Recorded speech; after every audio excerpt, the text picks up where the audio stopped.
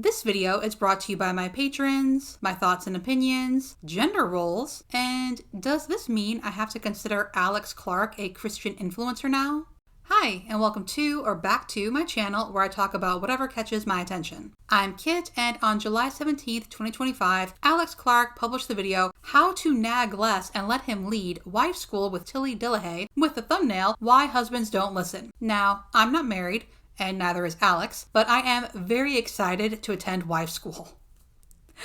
I can't really imagine what the curriculum would look like, but I'm sure we'll all learn something. So we're all familiar with Turning Point USA employee and culture apothecary host Alex Clark, but who is Tilly? Per her Amazon author bio, Tilly Dillehay holds a degree in journalism from Lipscomb University. In the past, she has been the editor of a weekly newspaper and of a lifestyle magazine, and now she serves as homemaker and mother to 2 little girls. She writes at justinandtilly.com and contributes occasionally to the Gospel Coalition. She is the host of the Green Workshop, an event for women on the subject of envy that is held in local churches. Tilly's husband, Justin, is a pastor in the small town east of Nashville where the family resides. She is also the author of 3 books, Seeing Green, Don't Let Envy Color Your Joy, My Dear Hemlock, a Christian living book for women, Guard Against Vices, Grow in Virtue, and Broken Bread, which is about how Christians should eat.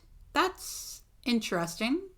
Well, anyway, let's get on with it and get out our notepads and pencils. When you have a marriage where you've got this badly nagging wife, almost always is there also a husband failing to spiritually lead his family? Or do you see a nagging wife and a husband who is totally an exemplary leader spiritually? Right. This is a great question. I've thought about this before, and I don't think I have a great answer for that. Because there are people who would say, if he's leading spiritually, she's happy and healthy. Right. You know? And so there's probably something to that like it's more difficult to end up with that horrible cycle of the more and more nagging woman and the more and more passive man. I guess I've seen enough to think that if a woman is determined to be unhappy and to count her offenses and treasure them up in her heart, every man will have some failing. Every man has something that you can complain about if that's your mission. And I would also say every man has something you can praise if that's your mission. I mean, that's true. Some people are just determined to be miserable. And on that note, I do want to say... I lost my pencil. I do want to say I don't disagree with everything Tilly says. I think it's important to be courteous to your loved ones, and no, speaking your truth doesn't mean you get to say whatever, whenever, regardless of who might be hurt or who might overhear. Found it. Anyway, Alex asks about women with men who aren't living with them in an understanding way, and what role does his biblical responsibility play in breaking the cycle of contention in their marriage? Tilly acknowledges that some men are just wicked. That seems like an escalation, but anyway. And that's a difficult place to be, but I think the same passage that you just referenced is the passage that speaks to a wife who's married to an unbelieving husband and says, you can't drag him to church with you. You can't, Bible thump him all the time. You can't, you will do better by your husband to win him with your meek and quiet spirit, your gentleness. And, assuming that your physical safety is not in question, I would say a wife's ability to continue to gently live with and support and speak kind words to her husband are so powerful that you never know what the Lord may do. But you don't do it because it works, because you know that it works. You do it because the Lord has asked you to do it. You do it as unto Christ. So nothing then. Women are just to continue maintaining that meek spirit and hope. Pray he comes around, but that's between him and the Lord. Okay, I'm not so sure that will make the women feeling as though Tilly is putting everything on them feel differently about that, but let's move on to how we make men feel emasculated. I would say I'm the kind of person who thinks about 20 minutes before I say things in general. It's just hard for me to even think of what to say. So talking too much, I wouldn't have said was one of my problems getting married. But I did not understand, even someone like me, I didn't understand how many ways there are to inadvertently emasculate or disrespect a man. He hears things differently than we would. A man hears our words differently. And when we think that we're helping him by giving him suggestions for how to do something that's really his responsibility, it's in his court, that comes off as disrespect. He hears it as disrespect. So a lot of the things that we do to try to be helpful or to say our truth or whatever, depending on the personality, it sounds different, but I was amazed when I discovered how much of little irritability that I was getting from him was me taking things off of his plate and trying to do for him or make decisions instead of just say, why don't you make this decision, and like walking and, leaving the room basically, like, I'm sure that you know best about this. Let me know what you decide. And leaving is so powerful because they rise to the occasion. They recognize you're communicating incompetence to a man when you try to tell him or make suggestions for how to do something. Even if you think, well, I really do know better, or he's about to make a mistake. Even when it feels like the stakes are pretty high, if he wears that to the party, it's going to embarrass me. Or if he takes that route, it's going to take us 15 more minutes to get there. Those things feel like, well, I'm going to avert disaster. Mm-hmm. But what's more important, your intimacy and your connection with your husband, or taking 15 more minutes to get there, or having him buy the wrong? I'm gonna use a very recent example. We're doing a little addition on our house, and we were talking about which door to buy. Just the back door. I don't care about the back door. I really don't care which door we buy. But I think he was asking, well, what do you think about this door? And it wasn't even really. I realized this is not an opinion that I really have, but we were in the middle of a back and forth conversation about which door, and I realized he's totally able to make this decision alone. I'm not helping him by continuing to give input about this door. I need to say, you just decide and let me know. Whatever you think is best is great with me, and leave that decision making conversation. I could see a little wind go, it's a tiny thing, but a little wind goes into his sails, and in that moment he knows she thinks I'm competent to do this thing. So to be clear, men are supposed to be the strong, competent, capable leaders of their home, and let's be honest, these folks also think men are the only ones that should be in leadership positions. But by offering a suggestion for how to do something better, or by offering an opinion as to which door I would prefer, that would make a man feel emasculated? Tilly didn't start off that bad, but this is a bit much. And on that note, Alex asks how a woman who speaks authoritatively can learn to dial that back. Maybe this is a matter of thinking to yourself, I don't have to have the answer every time. There is some feminine part of you that I think is essentially, and it's an essential part of the feminine spirit, that wants to allow the masculine to do for them in some way, to serve them, to protect them. There's a part of you that wants to be protected. There's a part of you that wants to be led. And I know that because I'm a woman too. Yep. And there's a part of you that doesn't want to have to be the one who always knows what to do, because someone else might know what to do in that situation. And so this might be just a matter of practicing asking for help from the masculine and saying, I can't do this. Could you do this for me? Or even not, I can't do this, because maybe that's a lie. Maybe you could pick up the chair and move it by yourself. Yep. But I see what you're putting down here. But would you move this chair for me? Uh-huh. Or I have a headache and I need to lay down. Would you watch the kids for me for a few minutes? So basically, you should lie and obfuscate so the man can feel like the big man swooping in to rescue the dainty lady. That seems unsustainable and is honestly giving rules vibes, which isn't a compliment. Like, yeah, don't be overbearing, but if you're a strong and competent person, you don't have to hide that or pretend you're not just to make someone else feel better, especially not for the rest of your life. Also, can someone please tell Tilly that being a woman doesn't mean she gets to speak for women as a group? Thanks. Bicycle built for two is a scary thing to ride on the back or the front of, really, because it's really unwieldy. It's long.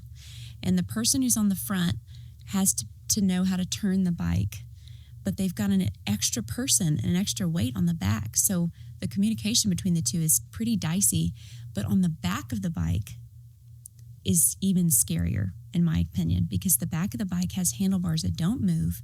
all you do is pick your feet up off the ground, which means we're either balancing or not. But you have to pick your feet up off the ground, and then you have to pedal as hard as you can.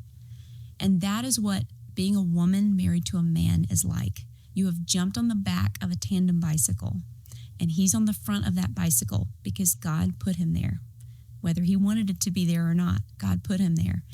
And your job is to pedal with all of your might and to learn how to lean with him and to learn how to support his efforts as he moves this family forward. I mean, I can easily believe that it would be scary to be a submissive wife, but is Tilly sure she wants to describe marriage that way? She goes on to say that it's scary because you're watching him and you know what he is and isn't capable of because you've been watching him for years, and it's scary for him because he has his wife watching him and she's the one he most wants to impress. But I would like to remind everyone that whether or not he's a good leader, whether or not he's steering the bike appropriately, you're still supposed to just pedal and let him do his thing. I do find it interesting that she says communication is dicey between the writers, which, yeah, if you're just supposed to keep quiet and pray, I can see it. Anyway, Alex asks how she, as a single woman, cannot intimidate men as she prepares for marriage, and Tilly advises practicing. When you're not married to somebody, you're not submitting to them. So you're not saying you make this decision, you don't have any obligation to them. But you can begin to practice some of those things with them by saying, surprise me about where we're going to dinner. Or you can back off and let them make decisions, even if they're decisions that you maybe could make a better decision, And you're sending the signal to a man that you are leadable, that you're pleasable, that it's possible to please you. You don't have some kind of impossible standard, But I think another thing that you can be doing is just preparing your heart for flexibility. Alex Clark is 32 years old, and it's really weird to hear another adult woman tell her that by allowing a man to choose where they have dinner or trusting him to make a decision, she's showing she's leadable. Also, I do that all the time because I'm an adult and I understand things aren't all about me. Also, I genuinely don't have strong opinions about everything. That's kind of impossible, and I am still not leadable. I might have to become more of a tyrant though, just in case anyone gets the wrong impression. Learning to be a person who doesn't always have to say your opinion, and also who can say, you know what, I think that this is the right way, but it is the mark of a strong person to be able to let someone else take the lead. So much wisdom. I love this. Did Alex really not know this until she sat down with Tilly? Has she never worked in a group or just generally had a friend group before? Anyway, Tilly advises letting men try and fail, and I'm kind of confused because it sounds like these are adult women married to teenage boys. But anyway, try not to speak about those failures at all, ideally, because it's more important to have intimacy with your husband, and I'm not entirely sure how you're going to have that intimacy if you can't speak about something that's on your mind, but whatever. If you have to speak about it, speak to him privately, and you catch more flies with honey, and women have forgotten how to do that. Anyway, let's talk about what biblical submission in a marriage actually looks like. Tilly tells us that you want 20 times the praise and affirmation ratio, has that been studied, to criticism to build that capital for when you need to bring an issue to their attention. And I can see that. Obviously, if everything is a critique, someone is going to tune you out and not take you too seriously because everything they do in your eyes is wrong. Half the time, a man, his friend bringing it to him, it just works better. I see that online, especially with Red Pill and Manosphere men, though they sometimes won't listen to other men either, but that seems a bit disrespectful to me to not listen when your wife mentions an issue, but if a friend does... But anyway, I can tell you, if you want to know, what an aphrodisiac for a man is. You did a great job. Thank you so much for doing that. You looked real good while you were doing that. I don't know. Would any men like to confirm or deny if that's true? An aphrodisiac for a woman is, I've made a decision about where we're going tonight. I'm taking you somewhere, and I'll let you know. I guess in general, like being willing to make a decision on behalf of her, to look her in the face and say, I've taken care of this. It's extremely powerful. Would any women like to confirm or deny if that's true? It's not for me, but I, unlike some people, don't presume to think I speak for all women. And that doesn't mean I don't appreciate it when someone plans a nice eating out or whatever. The effort and thought are appreciated, I just don't swoon because a man made decisions for me. So, what did we learn? I did think it would be different with Alex, but it's always the same. Women are strong, smart, and capable, and they need to step back so men can step up and take their God-given place as leaders. Also, women are brash and illogical, and men are quiet wallflowers, eager to be given their place in the sun. Who are these people? Anyway, Alex recently posted about Taylor Swift and Travis Kelce, which you might not think had anything to do with this interview, but surprise. That's why this article in the Free Press struck me. It's not just refreshing to see a man like Travis let Taylor be the smartest person in the room. It's that he loves it. His ego isn't threatened by hers. She's brilliant. He knows it. And instead of feeling emasculated, he celebrates her. Why? Because he knows exactly who he is. One of the greatest athletes in NFL history. He's unmatched in his field, and she's unmatched in hers. They're in their own lanes. They both win. And when they do, they celebrate each other. That came through so clearly in the interview. But beyond the relationship goals, there's something deeper here about true masculinity. Real masculinity isn't threatened by a woman who shines, who has her own mind, her own success, her own voice. Which leads me to a tension I've been sitting with, especially since my Tilly episode. How do we, as women, hold on to our intelligence, our wit, our presence, without dumbing ourselves down or hiding what makes us special, while also letting a man lead? It's a delicate dance. We're called to honor godly leadership, yes, but not to shrink, not to disappear, not to perform smallness to protect fragile egos. So how do we do both?